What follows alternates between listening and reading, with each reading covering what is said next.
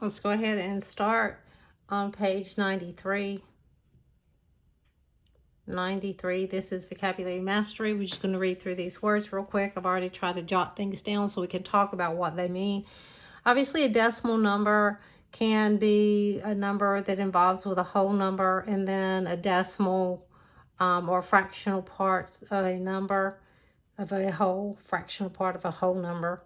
The decimal point is what separates the whole number side from the decimal side or the fractional part. Digit can be a 0, 1, 2, 3, 4, all the way through 9. Any of those are considered a digit. An equation is when you have a problem such as this 1 and 2/10 times 1 and 3/10, it equals 1 and 56/100. So an equation has an equal sign right there. When you estimate, you round a number, and then maybe to its greatest place or whatever they tell you to round it to.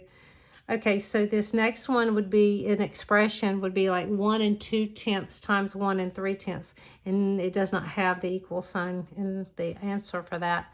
But that's an expression. The factors in this expression are, you have two different factors there. What is being multiplied? A factor times a factor equals a product, which is the answer. And this number is the second digit to the right is hundredth. We can go to tenths is the first digit to the right of the decimal, and thousands would be the third digit over from the decimal point. A partial product is part of a product. And again, round, when you round, you find the estimate. So now we're going to go and work with some of our vocabulary words now. It says study this equation because it does have an equal sign.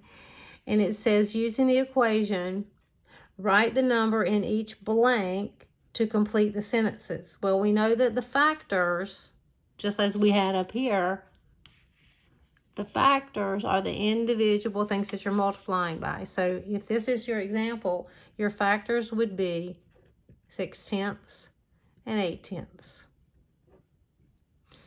All right, then the product is, the answer is when you multiply, that's your answer right there. So they've already given it to you.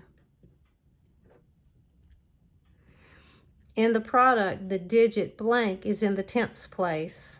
The first one over the 4.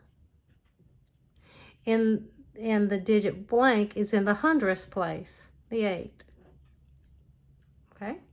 Use the grid to create an area model for this equation. So the first thing we're going to do with this is we're going to go across, and we are going to write 6/10 across the top.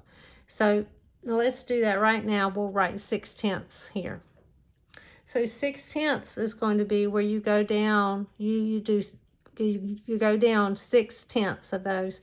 So let's get a highlighter for this one. So we're going to go down 6/10. There's 1 going all the way down. There's 2 going all the way down. 3, 4, 5, and 6. And let's fill that all the way in. 6/10 is also 60/100, isn't it? Okay.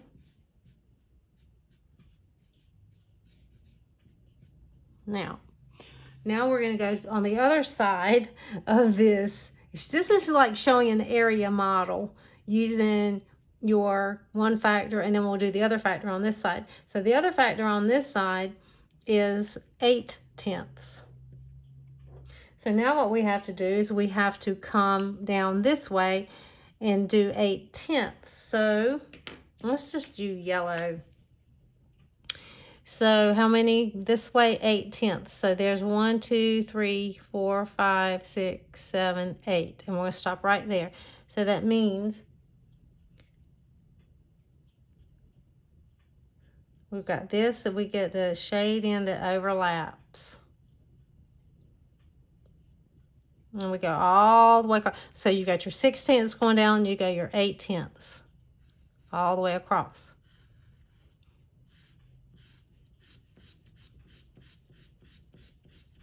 And where these overlap is your answer. Now, we know how to multiply 6/10 times 8/10. This really takes it up another notch, doesn't it, y'all? So where you have the yellow and the green that come together, didn't make it really pretty, but where that overlaps, that's my answer. That's 48 hundredths. So if I counted those, that's exactly how many I would have. And it says use the grid to create an area model for the equation. This is what I have. Again, you could always do the math. Remember, this one has 1 decimal place, 1 dp, and 1 dp. So what does my answer have to have? We already know that the product has to have what? 2 decimal places. But this has to be related back to it. They're really big on pictures. Okay, 8 times 6 is 48. And 8 times 0 is 0 plus 8 times 0 is 0 plus 4 is 4. Very good. Don't forget your placeholder. 0 times 6 is 0. 0 times 0 is 0. Now add. Don't forget that addition and equal sign. Now, if I don't do anything else, I'm saying it's 48. But I know I knew 2 decimal places, and that means I can start at the back and bring it in twice. And there's my answer. What is another strategy you might use to multiply decimal numbers? Just like we did. Standard algorithm. Standard multiplication algorithm. Where we just multiplied the ones, multiplied the tens. And in this case, it would be tenths rhythm. Multiplication algorithm, okay? What might you do if you get frustrated when solving problems? Well, you're going to strive. You're going to keep on pushing on. That's very, very big with this. They want you to strive. They want you to be determined that you can find the answer. Be determined and not defeated. All right, beautiful, wonderful. I hope this has helped you. What did we learn on this page? We learned that when we are finding an area model such as this, you draw in on one side the green or the 6/10 that are going down. Then we drew the 8/10, which is going across. Where they overlap, that's your answer, final answer. 1, 2, 3, 4, 5, 6. We'll count by sixes. 6, 12, 18, 24, 30, 36, 42, 48 hundredths. 48 out of 100. All right.